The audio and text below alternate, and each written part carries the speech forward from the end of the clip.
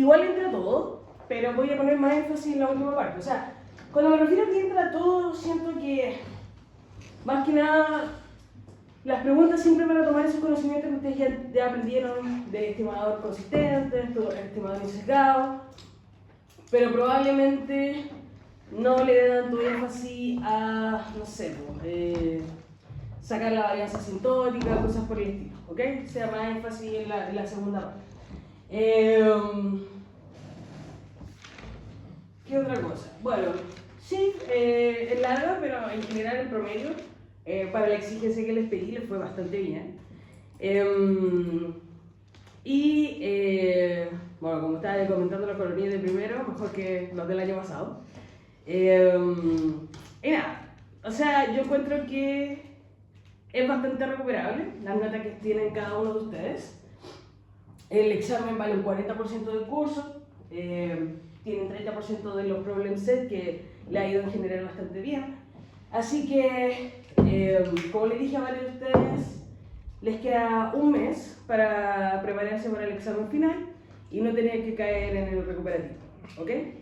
Entonces, vayan a mi oficina, vayan a hacerme preguntas, si tienen dudas con la aplicación, y obviamente entender muy bien esta segunda parte que tiene que ver con variable instrumental, GMM, un poquito de estimadores extremos, datos panel, estimadores panel y maximum likelihood, ¿ok?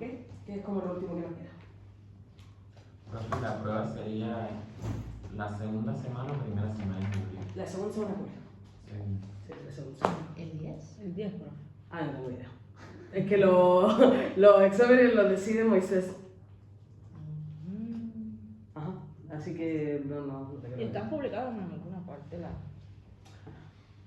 Debería preguntar. Voy a preguntar cuando salga esta prueba, voy a preguntar. Pero dudo porque generalmente se decían una semana antes, ¿cierto? Sí. O sea, es como la común de que tú sabes que vas a tener los exámenes la próxima semana, pero una semana antes te dan la fecha como de los exámenes. Usualmente econometría es como lo último. Lo mismo que ahora en el midterm, que es la econometría de lo último, usualmente econometría viene siendo lo último y métodos de los primeros.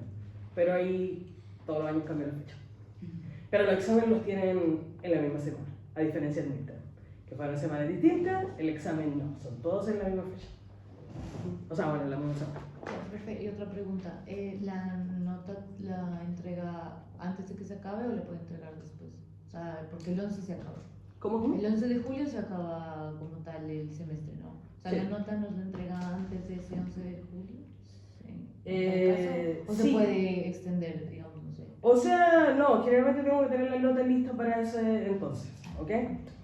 Pero recuerden que los recuperativos son una semana después del examen. Así que los que están pensando en viajar y todavía no saben si se van a recuperativo, extiendan una semana más el pasaje, ¿ok? Porque el recuperativo también es presencial y generalmente una semana o 2 semanas, se puede extender hasta 2 semanas después de que el final. El recuperativo es si uno tiene menos de 4 en la nota final y más de alguna nota. ¿No? Sí, más de 3-3. Más de 3. 3-3, ¿cierto? 3-4. 3-4, ¿eh? Ah, es más difícil. Sí. Pero recuerden, no las quiero asustar, pero recuerden que solamente tienen derecho a dar recuperativo si reprueban 2 ramos. Si reprueban 3 ramos, no hay derecho a recuperativo. Es eliminación directa. ¿Ok? Ahí tienen que presentar carta al comité y todo el tema. Generalmente el comité igual le hace hacer el recuperativo, pero ya es un proceso un poquito más largo. ¿Ok? Vale. Lo que estábamos viendo en la clase pasada. Entramos a este mundo de endogeneidad, ¿no? Hasta el momento, la primera parte del curso habíamos asumido que no había problemas de endogeneidad, estábamos viendo todas las características buenas que tenía la OLS, pero resulta que cada una de esas características tenía el supuesto, dentro de los supuestos detrás, que no había una correlación o no había ninguna información entre la probabilidad conjunta o la condicional del error y mi variable observada o mi variable explicativa, ¿no? Eso que nosotros dijimos en muestra finita es estricta exogeneidad, que dijimos que en asintótica es ortogonalidad. Es un supuesto que se rompe cuando estamos bajo el contexto de endogeneidad. ¿Ok? Entonces, después hablamos, mira, ¿qué es lo que es el problema de endogeneidad? El problema de endogeneidad es cuando tengo relaciones sucias, ¿cierto? Entonces intento explicar y lo intento explicar a través de X.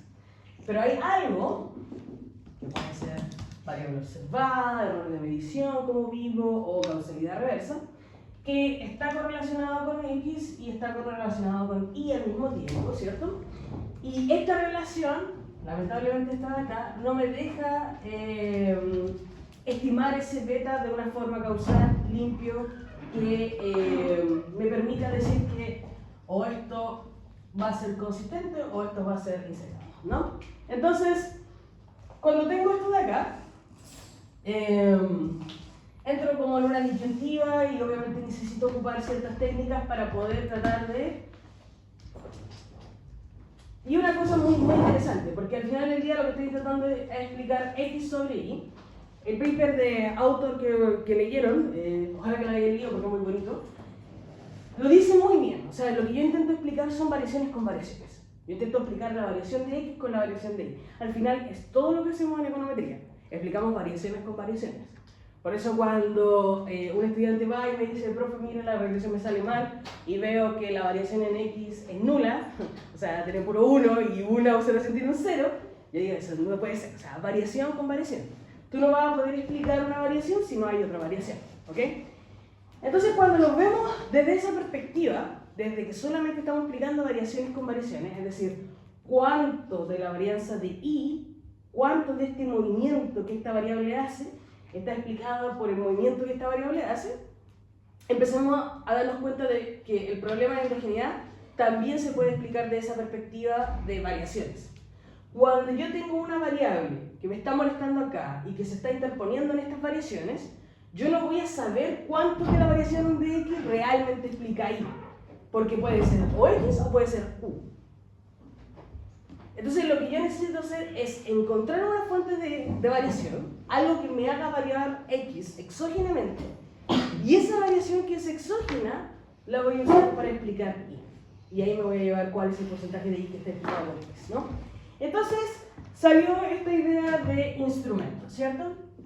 ¿Y qué es lo que es un instrumento?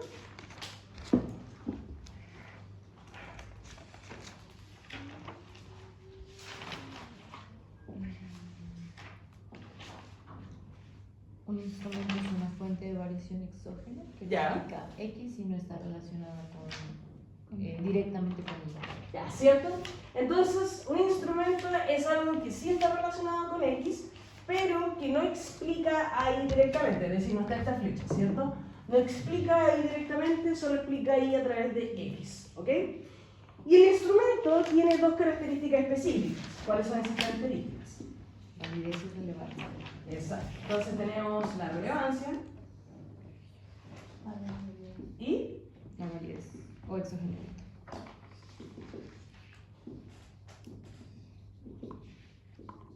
¿cierto? Exogeneidad o validez, ¿cierto? Entonces, ¿qué me dice la relevancia? La relevancia, que sí es un supuesto del instrumento que puedo probar, me dice que, La covarianza es diferente. bien, eso es, la covarianza entre mi variable endógena y mi variable exógena debe ser distinto de cero, ¿cierto? ¿Y la exogeneidad que me dice? Que la esperanza Era Claro, del instrumento y el error. la esperanza del instrumento. del instrumento Y del error. con el error tiene que ser igual a 0. Muy bien, ¿ok? Que eso es exactamente lo mismo que estaba diciendo anteriormente. Z no puede estar explicando ahí directamente, tiene que explicar ahí a través de X. Eso es exogeneidad, ¿ok? Vale, entonces yo utilizo este instrumento, por eso se llama variable instrumental, instrumento X a través de Z para explicar Y, ¿ok? Vale. Entonces vimos los supuestos, etcétera, y hablamos sobre el beta ID, ¿cierto?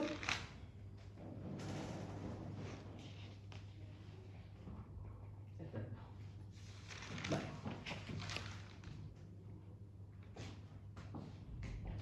Entonces yo tengo dos casos.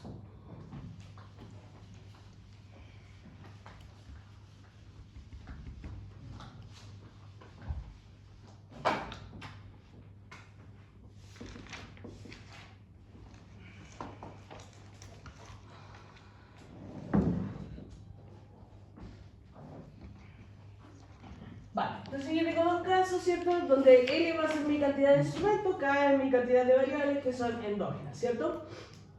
O al menos una es endógena. Tenemos el caso donde L es igual a K, es decir, la cantidad de instrumentos que yo tengo es igual a la cantidad de variables que estoy intentando explicar. O tenemos el caso de que L es mayor que K, ¿cierto? En este caso solamente se identifica la ecuación y en este caso se sobreidentifica.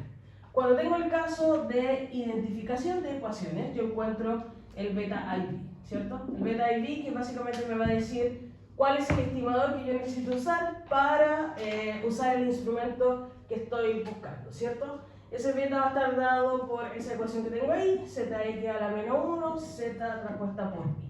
Y eso lo sacamos, ¿ok? Fue la última cosa que derivamos.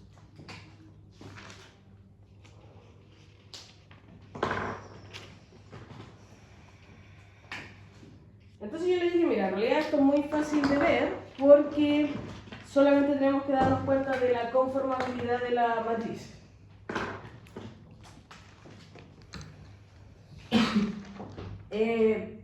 X, ¿de qué dimensión es?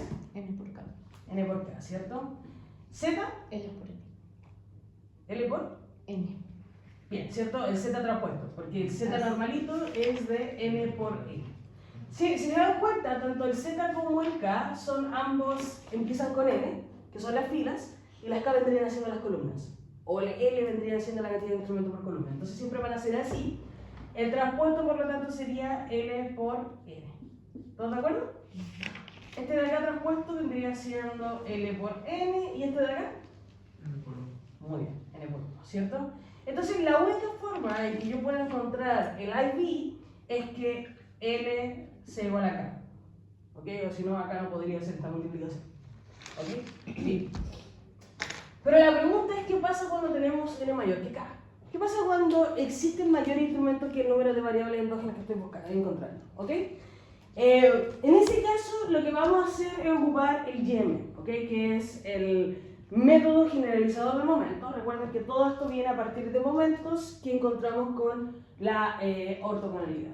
Entonces, cuando tengo L mayor que K, lo que hacemos es encontrar el GM. Y ahora vamos a derivar, ¿ok?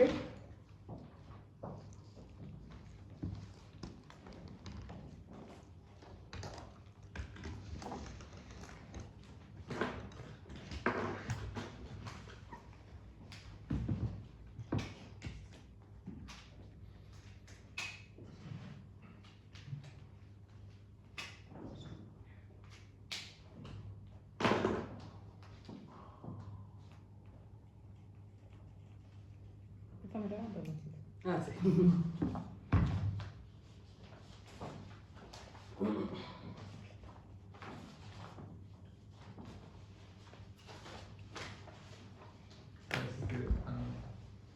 ¿Cómo? No, que yo pensé que puede existir el caso de que L fuera menor acá, pero no No. tiene sentido. ¿Cierto? Ah. Cuando eso es identificado, no va a poder resolver ese sistema de ecuación. Son los dos casos. Pero buena pregunta. Va al corazón de una pregunta sobre un test que voy a hacer al final de esta clase. Esas son las condiciones de identificación, ¿no? Claro, exacto. O tenemos la cantidad de instrumentos igual a la cantidad de variables endógenas, o tenemos más instrumentos.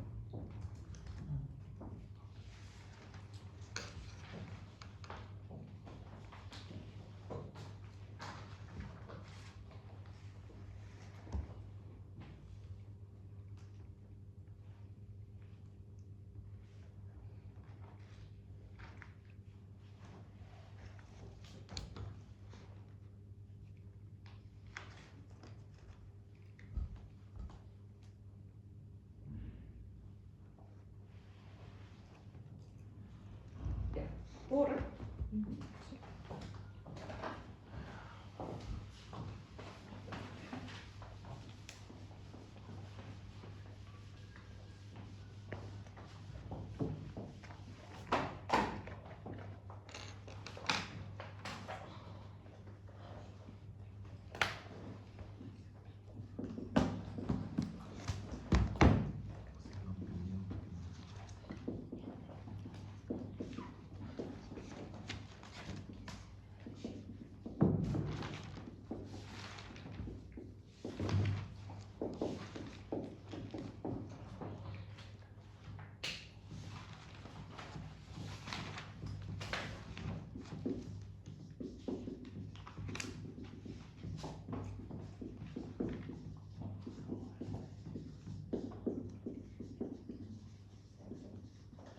Ya.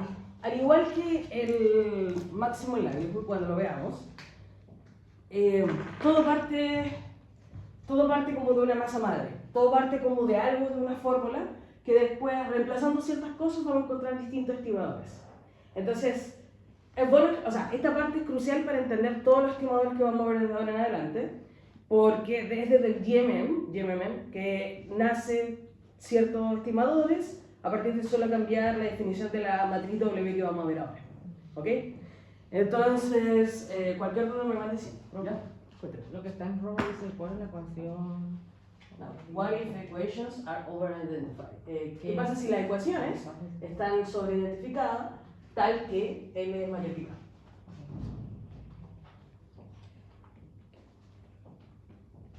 Vale, entonces, yo en la clase pasada, antes de la prueba, expliqué un poquito de qué se trataba este estimador, ¿cierto?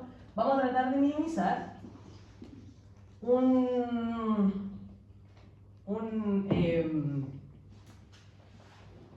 se llama esta cosa?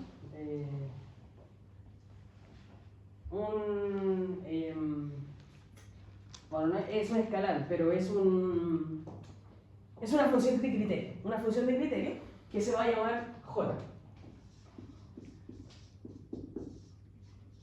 ¿Ok?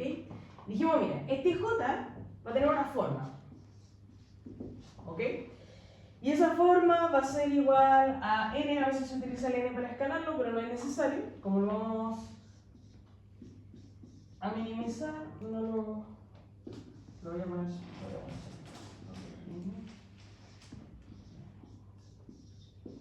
Eso que tenemos ahí, ¿cierto?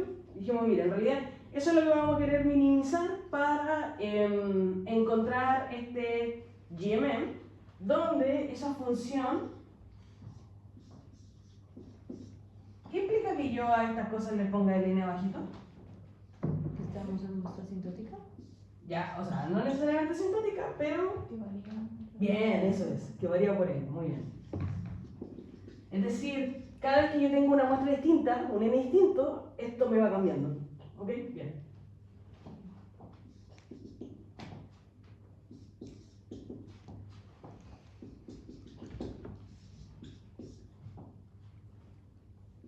Eso está bien. ¿Ok?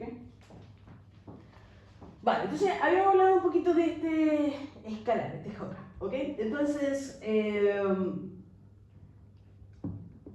veamos un poquito esto, a ver, ¿de dónde nace? Recuerden que el método generalizador de momentos lo que hace es, toma el momento que usted está asumiendo, lo lleva a la muestra e intenta que en la muestra se parezca lo más al momento, que es poblacional, ¿ok? Entonces, el momento poblacional que nosotros asumimos fue ortogonalidad. Pero ya no lo hicimos con el X, ¿cierto? ¿Cuál fue ese momento poblacional utilizando el instrumento? Bien, entonces sería la esperanza de ZI multiplicado por EI va a ser igual a 0. Entonces, este es el momento. Y vamos a tener momentos, o la cantidad de momentos va a ser igual a la cantidad de instrumentos que tengamos. Entonces, la cantidad de momentos que tenemos son L. Por lo tanto, las ecuaciones que nos vayamos al lado muestral van a ser también L. ¿Ok? Entonces, lo único que estoy haciendo acá es reemplazar esto de acá, porque ese error es igual a qué cosa.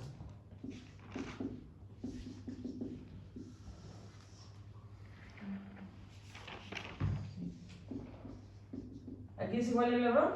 Si lo quiero escribir en formato ZI por I menos menos y bien por B. Eso es, ¿cierto? Igual a 0. Y esto, chicos, me lo estoy llevando acá. Entonces, ese G vendría siendo la forma funcional muestral que se parece al momento de ortogonalidad, ¿cierto? Eso es lo que estoy diciendo. Vean el similar. ¿Ya? Esto de acá, la única diferencia entre esto y esto de acá es que primero, esa esperanza la reemplazo por promedio. ¿Por qué? Bueno, porque quiero usar la ley de grandes números, ¿cierto? Entonces esto va a derivar esto de acá. Y lo segundo que hago es que el error no lo observamos, por lo tanto usamos su contraparte muestral que vendría siendo algo así. Listo. Vale, entonces ya saben qué es lo que es esto. G se parece bastante al momento poblacional al que quiero acercarme cuando n tiende a infinito, ¿cierto? Pero esto de acá, ¿por qué uso esta forma? ¿Por qué no usar simplemente G y minimizarlo?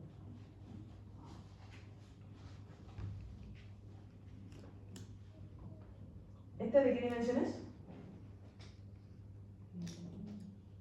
N por L. ¿Pero de un vector? 1 por L. Ya, vendría siendo L por 1. Es lo mismo que en el caso de la X, ¿ok? Este de acá vendría siendo 1 por 1, este de acá vendría siendo 1 por K, y este de acá vendría siendo K por 1, ¿ok? Entonces teníamos L hacia abajo, condiciones, ¿no? Que se asemejan a la ortogonalidad que estoy buscando. Este W, ¿qué es lo que es? Esto de acá es una matriz simétrica que va a ser L por L, ¿ok? Por lo tanto, ¿este G de qué dimensión es? L también. L por 1. L por 1, ¿cierto? Entonces este de acá vendría siendo L por 1 y este de acá vendría siendo 1 por L porque está traspuesto, ¿ok? Por lo tanto, el J vendría siendo un escalar, 1 por 1, ¿ok? Es una función de criterio. Lo mismo que ustedes quisieran maximizar, no sé, una utilidad en micro o lo que sea, es exactamente lo mismo, pero ahora lo vamos a minimizar, ¿cierto? O una función de costo en metros, o sea, perdón, en crecimiento. Vale, entonces, esto de acá va a ser la contraparte muestral de esto de acá, ¿cierto? Y lo que estoy haciendo es generar un término cuadrático que va a estar ponderado por una matriz W. Eso es básicamente lo que estoy haciendo, ¿cierto? Entonces, primero, ¿por qué cuadrático? Generalmente tiene que ver con, recuerden el OLS, cuando nosotros hicimos las condiciones de primer orden para encontrar el OLS, también era cuadrático. ¿Por qué hacemos cuadrático? Para minimizar la distancia. Exacto, para minimizar distancias. Son medidas de distancia, ¿ok? No nos importa si es positivo o negativo, no importa cuán largo es. ¿Cuán largo es qué cosa? ¿Qué estamos penalizando? ¿Por qué queremos minimizar esta función? ¿Qué es lo que me está diciendo esta función que quiero minimizarlo? ¿Cuánto se eleva el instrumento del Eso es. momento? Eso es. ¿Cuánto en mi parte muestral estoy lejos de alcanzar este supuesto poblacional? Porque el supuesto poblacional me dice que todo esto va a ser 0, pero en mi parte muestral esto no es 0. Entonces, ¿cuán lejos estoy? Penalicémoslo y además penalicémoslo cuadrático, es decir, distancias cortitas te voy a hacer una penalización pequeña, pero distancias grandes te voy a hacer una penalización muy grande, ¿ok? Y la W, que a mí me sirve en este caso para, bueno, dos cosas. Primero, para la conformabilidad de las matrices y segundo, para hacer exactamente lo mismo que hice antes, ponderación, ¿ok? ¿Qué es más importante? Entonces la W me va a decir que van a haber momentos más importantes que otros momentos. Van a haber instrumentos que van a ser más importantes que otros instrumentos. La elección de esa W que yo haga me va a definir el tipo de estimador que yo encuentre. Eso va a quedar un poquito más claro cuando terminemos la clase, pero por mientras entiendan que esa W la puedo cambiar.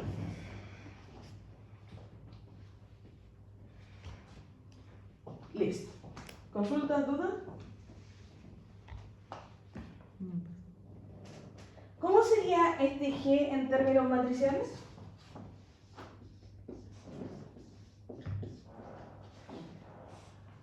Z transpuesta. Tenemos que, acuérdense que la matriz tendría que ser esta parte de acá, ¿cierto? Esto lo puedo, esto es una matriz. El 1 partido en n. Vale. ¿Cómo lo puedo poner entonces? Z. Transpuesto por I menos X. ¿Cómo? ¿De qué dimensión es este? L por 1. Tenemos que preservar esa dimensión. Sería Z transpuesta. Bien. Porque si Z transpuesta, ¿de qué dimensión es? Lo borro. ¿Z transpuesta de qué dimensión es? L por N. Muy bien, L por N. Después, acá, ¿qué vamos a tener? ¿Un paréntesis? ¿Qué va a ser? Y Y, bien. Menos X beta. X beta, ¿cierto? Este de acá es de N por 1. n por 1. Este de acá es de N por K. K por N. ya, ese. ¿Todos de acuerdo? Eso es la matriz. Ya, vamos a hacer matrices para hacer las condiciones de primer orden.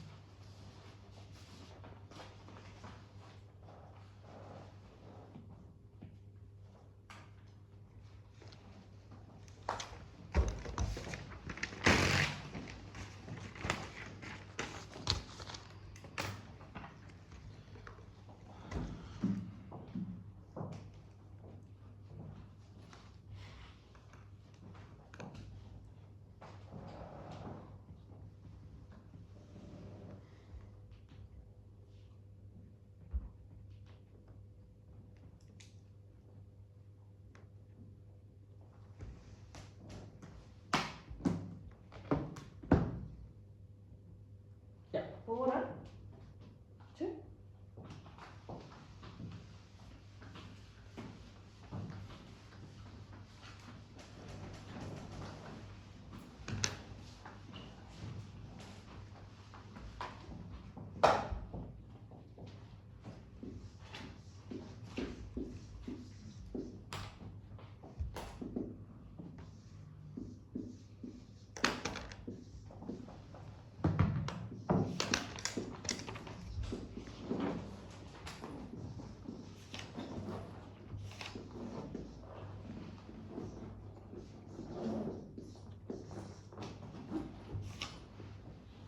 Ya.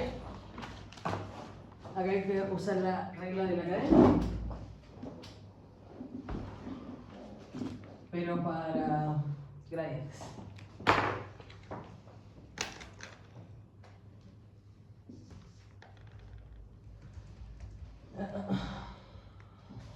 Ok.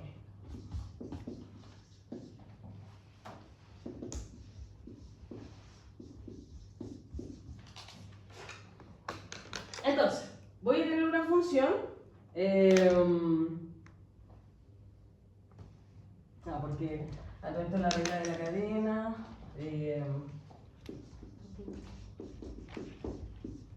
Con respecto a X. La regla de la cadena para esa función, ¿cómo sería? La derivada de bien, de f. Muy bien. Por la derivada de esa, ¿cierto? Esa es la derivada de la cadena, ¿cierto? Bueno, entonces lo mismo vamos a hacer, simplemente vamos a sustituir ciertas funciones, ¿ok? Entonces, este de f de acá le vamos a poner, va a ser esta función, que va a ser h de la función de gb, donde la función de gb va a ser esta función, ¿ok? Y esa función h, por lo tanto, es, si se dan cuenta, una cuadrática matriz. ¿Ok? Entonces la función h es z transpuesta por a por z y la función g es esa. ¿Ok? ¿Se entiende? ¿Sí? Ya, bien. Entonces, la derivada, si seguimos la derivada de la cadena, de esto de acá con respecto a la derivada de t, ¿cómo me quedaría? Exactamente como está allá. La derivada de esto, ¿cierto? Por la derivada de g. Muy bien, eso es. Ok. Vale. Entonces, para matrices, ¿cómo sería esta derivada? La derivada de una cuadrática, en este caso me quedaría 2 por a por z, ¿cierto? Vale. Y este de acá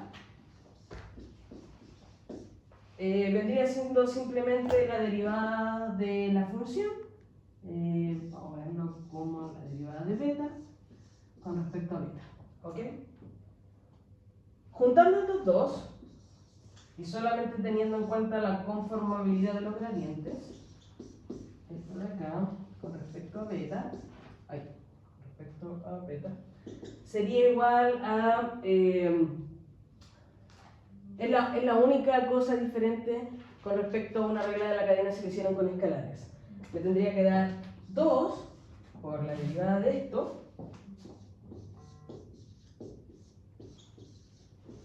traspuesta y el resto, a por z. ¿Ok? Es solamente, lo único diferente de una derivada regla de la cadena normal es que para que se mantenga la conformabilidad de las matrices en la derivada por gradiente, tengo que poner esto de acá traspuesto antes. ¿Ok? Vale, chicos. Vamos. Ok, entonces, sabiendo esto, sabiendo que tienen que hacer esto, intenten hacerlo ustedes y voy a revisarlo en 10 minutos o 15 minutos y ofrezco 5 décimas para el examen a quien salga de la pizarra a hacerlo. ¿Ok? Acá están todos los ingredientes, lo único que tienen que hacer es esto.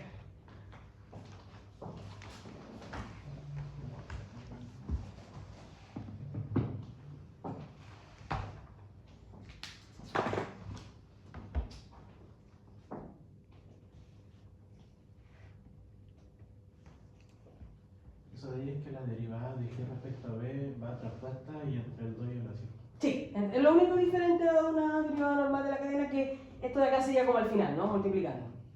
Pero para la conformabilidad de las matrices esto de acá tiene que estar entre medio. Bueno.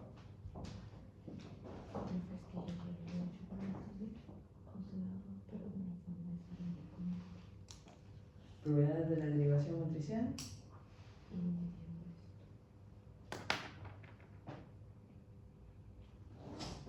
Sí, es lo mismo. Es exactamente lo mismo que eso. Lo que usted puso ahí.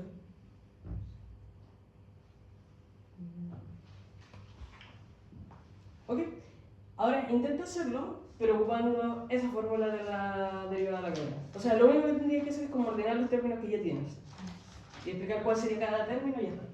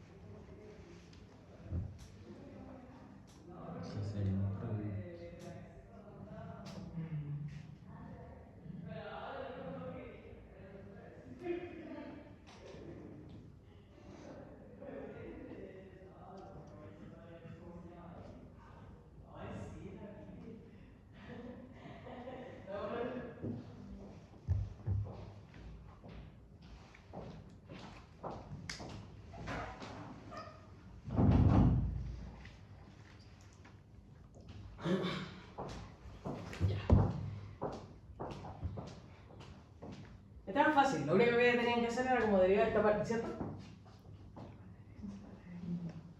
Después insertarlo, acá A es W y Z es G. ¿No? Ya, ¿pero alguien lo hizo? ¿Alguien quiere pasar? ¿De más tiempo? Ya me da más tiempo.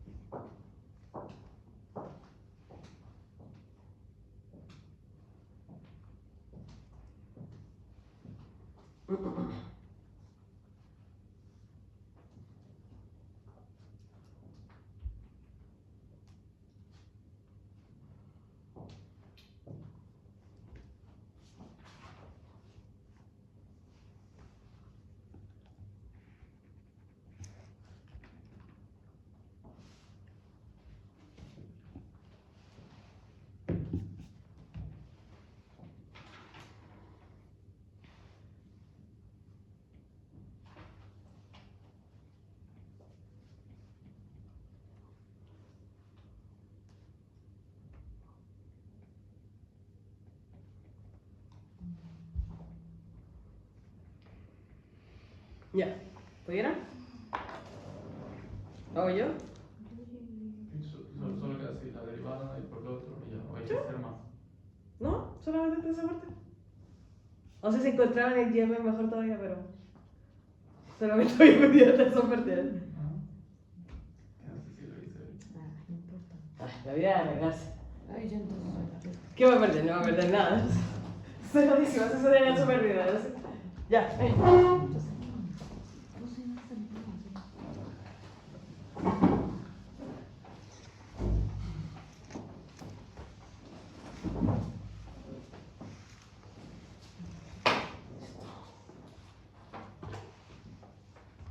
déjenme agarrarlo, entonces.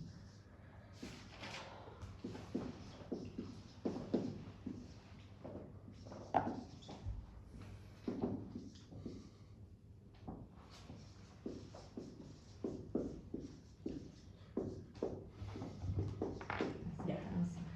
Entonces ahora tendría que hacer eso, pero en términos de mejora, ¿no?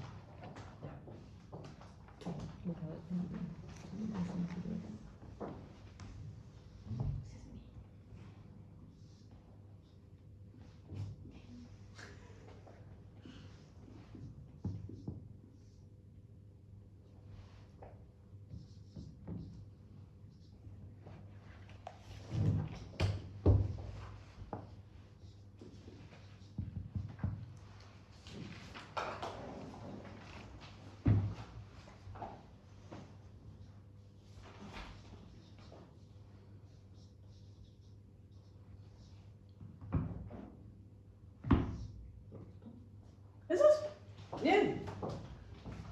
5 minutos, ¿cierto? Muy bien. Vas a recordar después que le debo una vez. No, 5 veces.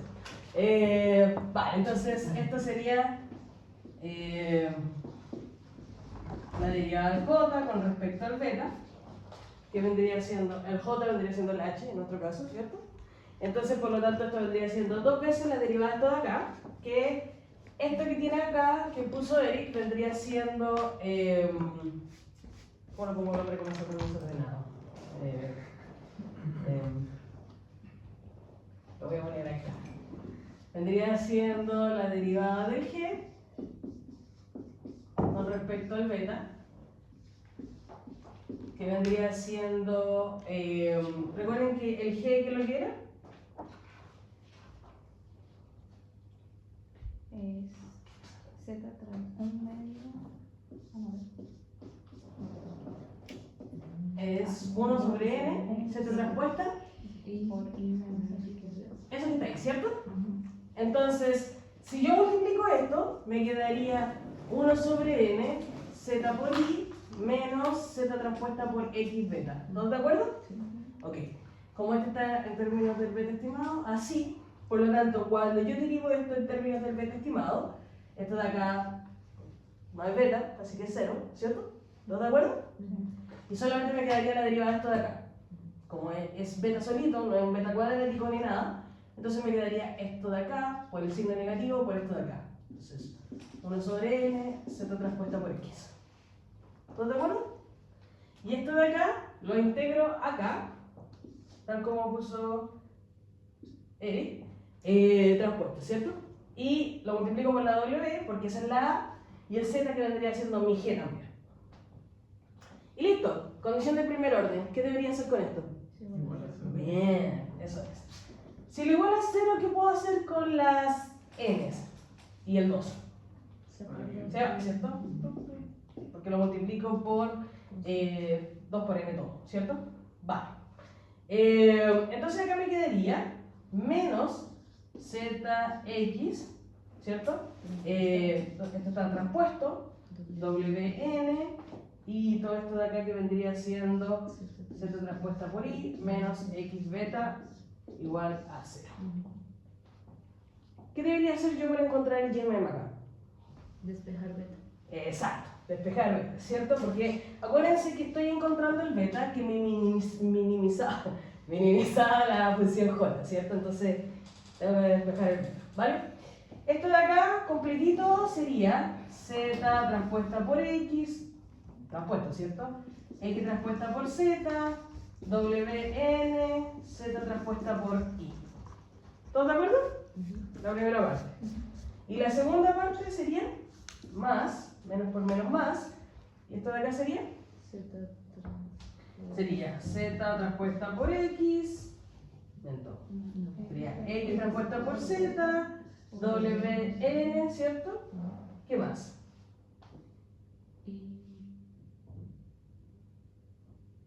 ¿Y transpuesto por Z?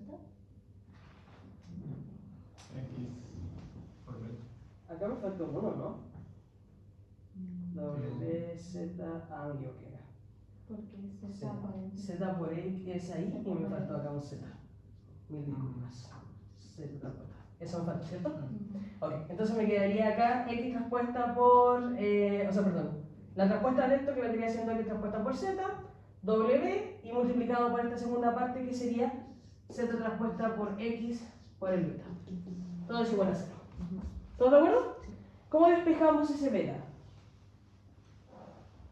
Pasamos del otro lado. Pasamos para el otro lado, ¿cierto? ¿Puedo seguir acá arriba?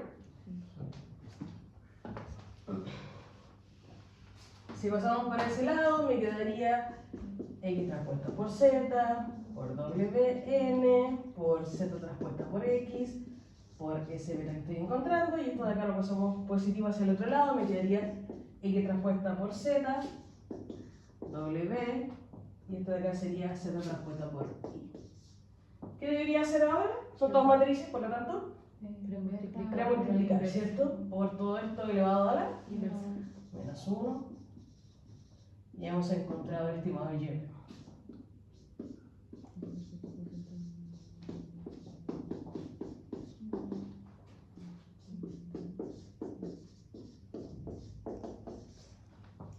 Listo.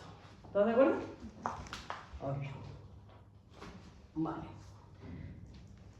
Pese a que los estimadores son diferentes a los LS, siempre van a tener como la esencia, ¿no? O el alma de los LS, que es X transpuesta por X transpuesta por Y, ¿cierto? En este caso sería X transpuesta, esto transpuesto, porque esto de acá es transpuesto. Entonces, esto transpuesto por esto, a la menos 1, por esto transpuesto por I. Pero simplemente son combinaciones lineales de cepas. No sé si se pueden dar cuenta. Y la única diferencia obviamente con el GMM es que tenemos la matriz ponderadora.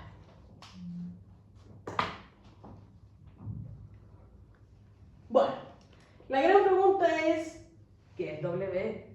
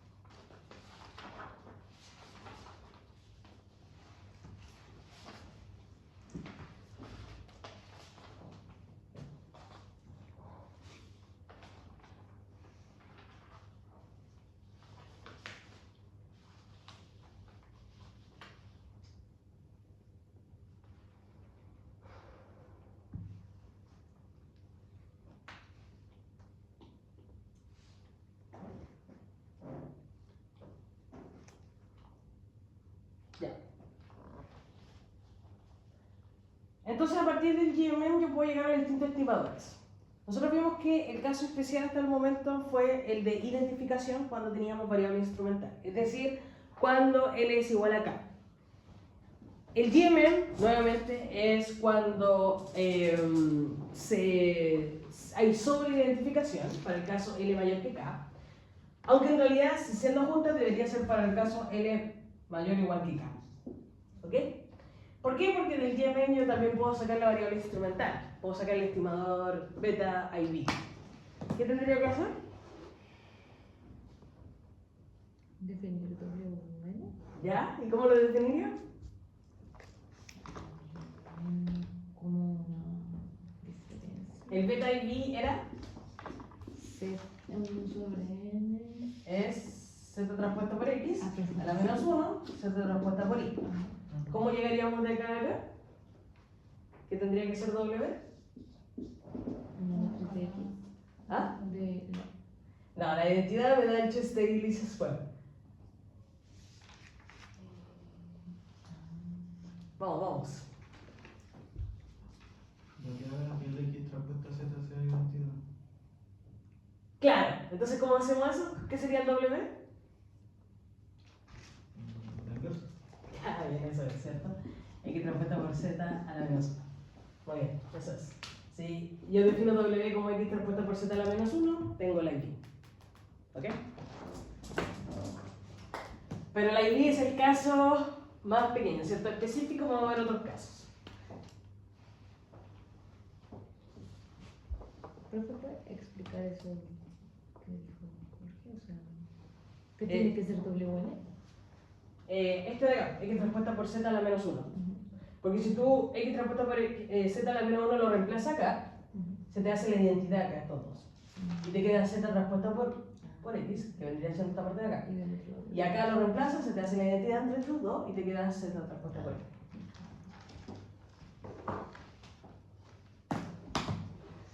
Listo.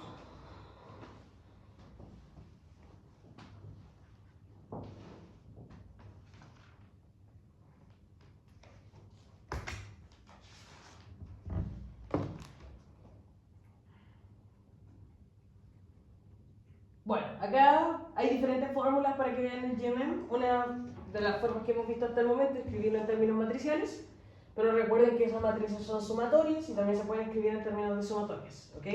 Las matrices sumatorias son equivalentes, tienen que ser rápidos pasar de una a otra. Generalmente cuando estamos buscando estimadores en términos de, no sé, insegradez, es probable que les funcionen mejor matrices, pero cuando estamos probando consistencia es probable que les funcione mejor sumatoria. ¿Ok? Vale. Una de las cosas importantes del GMM es que es consistente, no lo voy a probar, pero les sugiero fuertemente que lo traten de probar.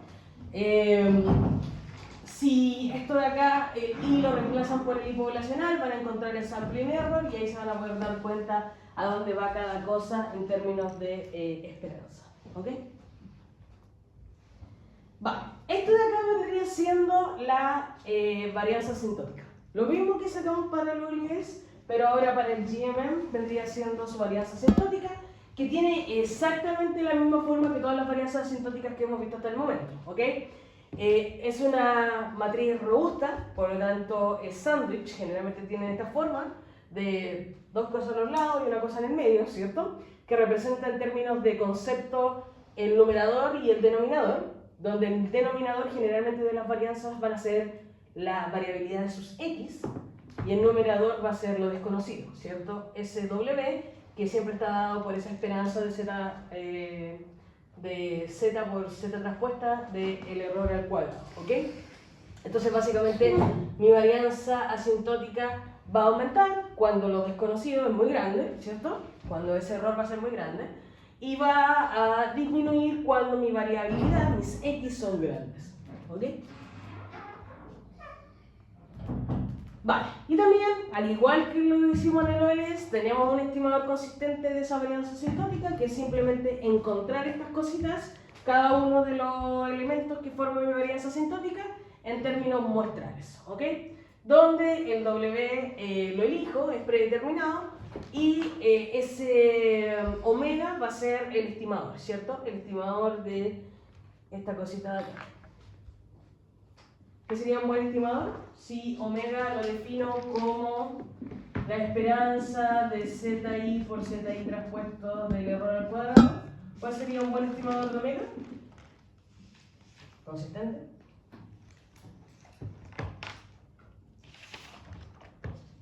Esperanza de... 1 partido de n Suma de ZI por ZI traspuesto, porque eso lo observo, y esto no lo observo, pero lo puedo estimar como Recibo. omega. Eso es cierto. Es un buen estimador de omega. Vale. Entonces recuerden, o sea, ustedes ya probaron consistencia, entienden eso.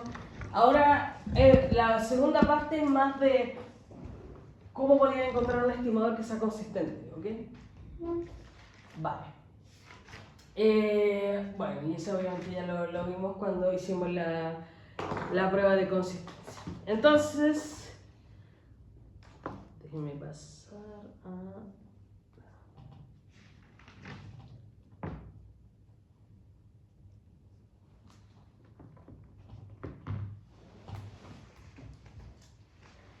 Vale, entonces, a ver, solamente para que tengamos el overview. Esto de acá vendría siendo como todo, ¿cierto? Hay distintos estimadores y dependiendo de la matriz W que yo elija, voy a tener cada uno de ellos, ¿ok? Entonces, la masa madre vendría siendo el GMM. El GMM, el W que yo reemplazo aquí, me va a dar distintas cosas. Entonces, sí, ese W lo reemplazo por omega, siendo omega la varianza, la covarianza, la matriz de covarianza, y básicamente lo integro dentro del estimador. Lo que me va a dar es el GMM óptimo, ¿ok? O el óptimo GMM, o el efficient GMM. Si ese W lo reemplazo por Z transpuesta por Z a la menos 1, me va a dar el two stateless square. ¿Okay? Que es el que vamos a ver hoy día en la aplicación con Grealich's, ¿okay? Si, y obviamente cada uno tiene su varianza asintótica. Y tal como recién dijimos, si esa matriz yo la reemplazo por la inversa, es decir, X transpuesta por Z a la menos 1, encuentro el ID. ¿Okay? Entonces, todo parte del GMM y dependiendo de la matriz que yo encuentre ahí del W, voy a encontrar distintos estimadores. ¿Okay? ¿Cuál es la gracia de cada uno o de todo esto, ¿no? Del GMM, que es distinto a lo OLS? Es que en todos estos, esa matriz W, a ver, lo que teníamos anteriormente con el OLS, cuando veíamos el beta OLS, era X transpuesta por X a la menos 1 por X transpuesta por X, ¿cierto?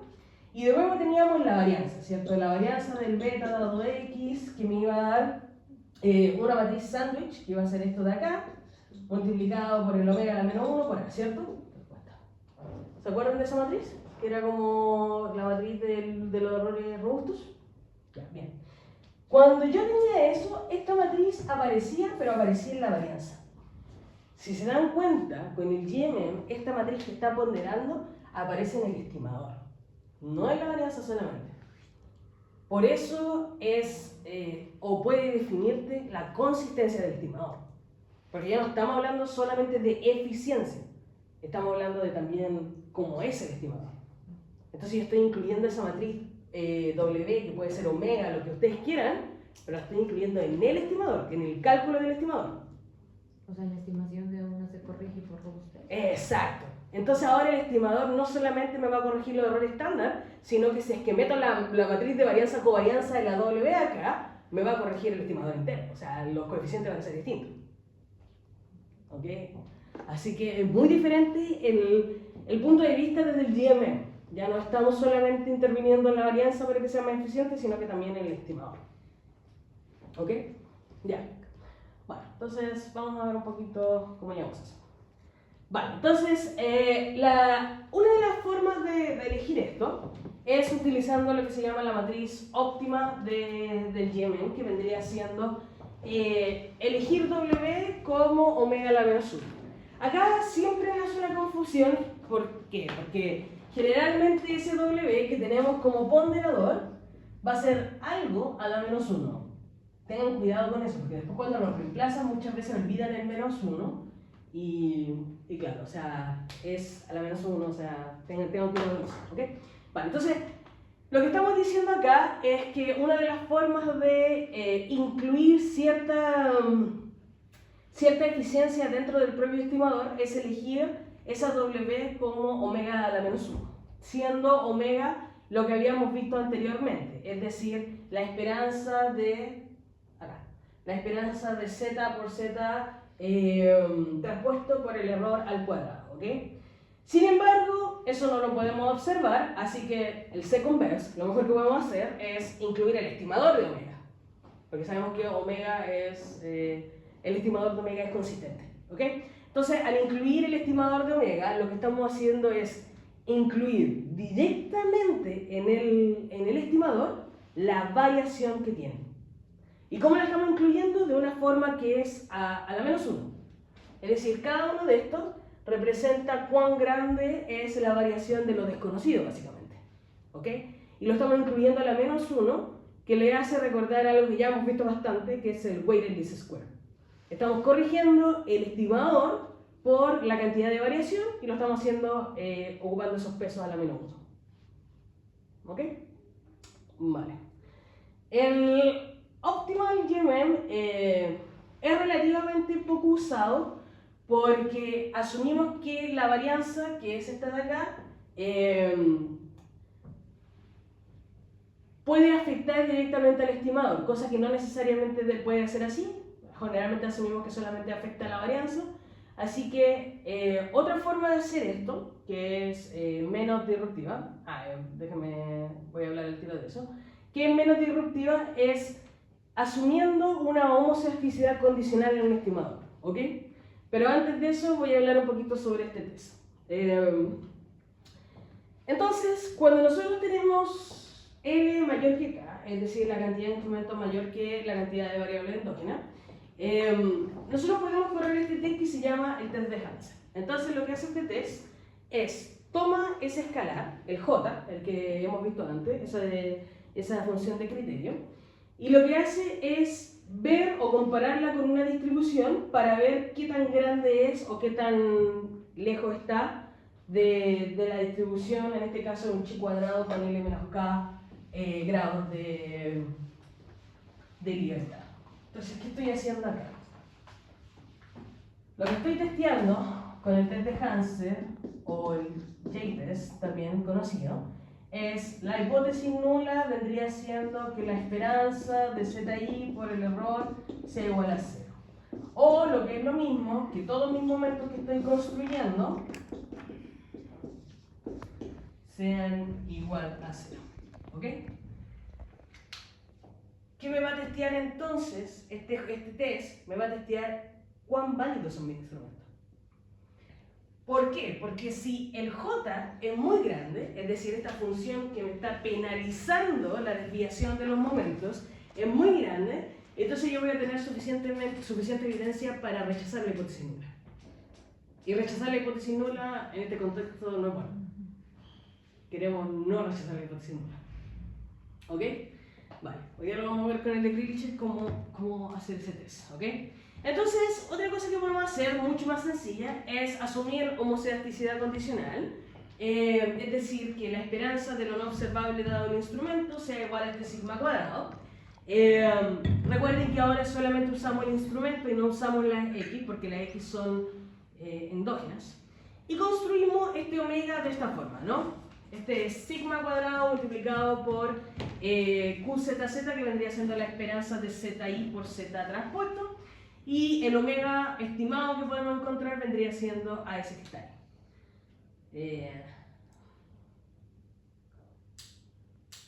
¿Por qué puedo hacer eso? ¿Por qué puedo, si tengo que omega es igual a la esperanza de ZI por ZI transpuesto por el error al cuadrado y asumo homocedasticidad condicional? Sí, esto de acá. Es igual a sigma cuadrado. Eso de ahí está aquí. Es igual a sigma cuadrado. ¿Por qué después me queda esto que está aquí, que vendría siendo esto que está aquí? ¿Qué pasó? Sería un escalar, sería un escalar. Ya, pero, o sea, este es el supuesto, ¿cierto? Ujú. O como si estuviese condicional. Pero este es mi omega, que es bastante distinto al supuesto. Porque acá no hay nada condicional. No puedo condicionar cuando estoy usando la ley de los grandes números. Pero la esperanza. No puedo condicionar cuando estoy usando la ley de los grandes números, ¿cierto? Promedios van a esperanzas no condicionadas. Pero la esperanza tiende a QZZ, la esperanza de Z y Z. ¿Sí? Pero ¿por qué pasamos de este omega a este omega cuando asumo homocedasticidad condicional? Y tampoco se puede ocupar la línea. Eso es. ¿Cómo lo ocuparía? La esperanza de eso sería igual a la esperanza de la esperanza. Entonces me quedaría la esperanza de ZI por el error.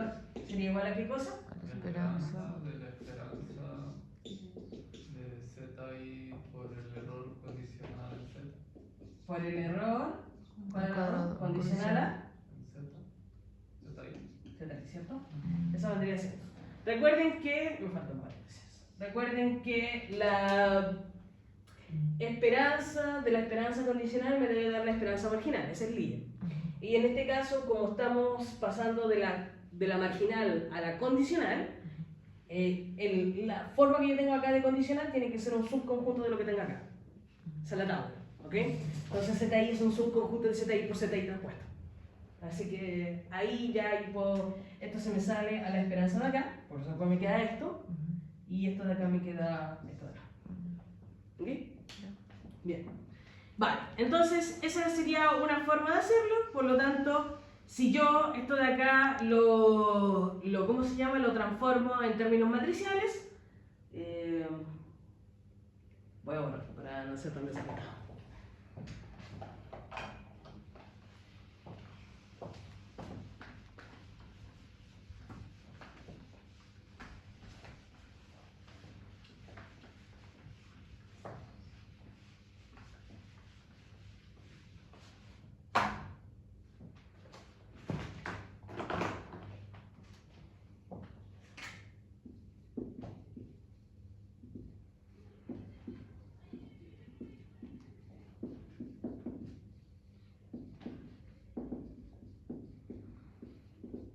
Vale, si asumimos entonces homocedasticidad condicional, me va a quedar lo siguiente, me va a quedar que omega va a ser igual a sigma cuadrado por la esperanza de ZI transpuesto.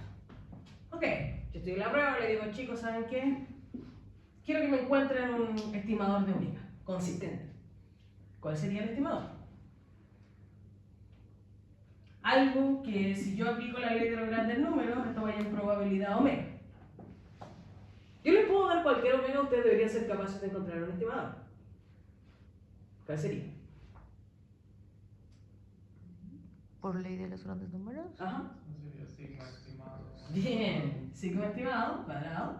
Por Uno entre 1 entre n. La Bien. sumatoria de Sumatoria de ZI transpuesto. Eso es. Y esto debería ser fácil, ¿ok? Y el sigma cuadrado es... Lo hemos visto un montón de veces. Esto viene de lo que le dice. Y transpuesta por Bien. ¿Qué me dijo eso? Entonces, bien, muy bien. ¿E transpuesta? Por n. El residuo. Ujú. Dividido en... N menos 1. Eso es. Exactamente. Bien, ¿ok? Muy bien. Vale, entonces... esto de acá, entonces ahora les digo, mira, en realidad esa va a ser la omega que vamos a usar, bajo homocedasticidad condicional. Entonces, si la quiero incluir en el beta GMM, me quedaría lo que tenemos acá, y acá, ¿cierto? Que está el W, lo que tenemos acá, etcétera, ¿cierto?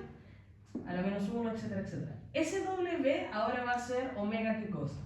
Omega a la menos 1. Y ese omega a la menos 1 es esto a la menos 1. ¿ok? Y si yo hago eso y reemplazo todo esto por omega a la menos 1, los sigmas se me van, porque esto está a la menos 1, a la menos 1 y esto está a la menos 1, entonces los sigmas se me van, me va a quedar esto de acá, que son las sumatorias, SXX vendría siendo este de acá. Y eso de acá finalmente me va a dar el beta Stiglitz square, ¿ok? Lo voy a hacer en términos matriciales solamente para saber cuál es la forma del Stiglitz square.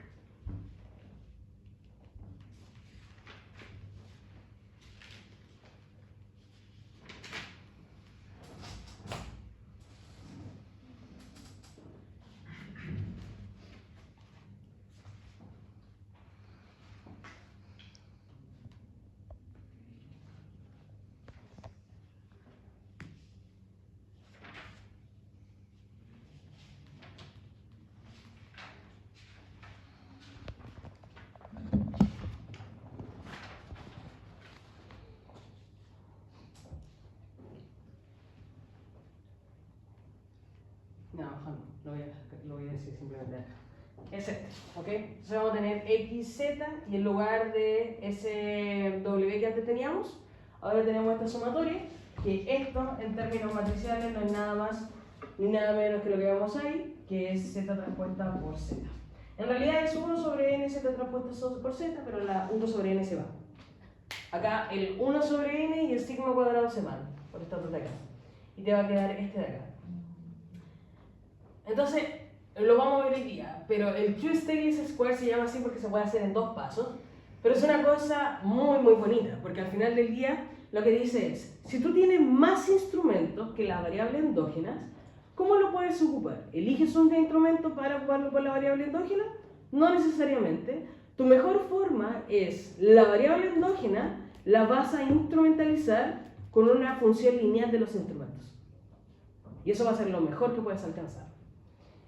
Y lo vamos a ver, o sea, se puede hacer en 2 pasos para encontrar los coeficientes, pero como esto también se entra en la varianza asintótica y por ende en la varianza estimada, los errores estándar me dan mal en los 2 pasos. Pero claro, o sea, los coeficientes deberíamos encontrarlo normal. Vale, chicos, entonces, solamente para terminar con esto, el Stiglitz square es consistente, cumple con todos los criterios que hemos visto y tal como lo vamos a ver hoy día, el t y el t que aparece en cada uno de los coeficientes va a ser robusto y lo vamos a construir con la varianza del Stiglitz square y también el j, el test de Sargan igual se puede construir de la misma forma, ¿ok? Vale, chicos, entonces... Nada, estos son básicamente los estimadores que se pueden sacar del GML y vamos a hacer ahora el taller, ¿ok? Yo creo que hoy día vamos a ver solamente Grealiches, la próxima clase vamos a ver Autor, aunque podríamos, si es que no alcanza el tiempo, conversar un poquito sobre el paper de Autor, que es un poquito difícil de digerir, ¿ok? Tomémonos 10 minutos para ir al baño, café.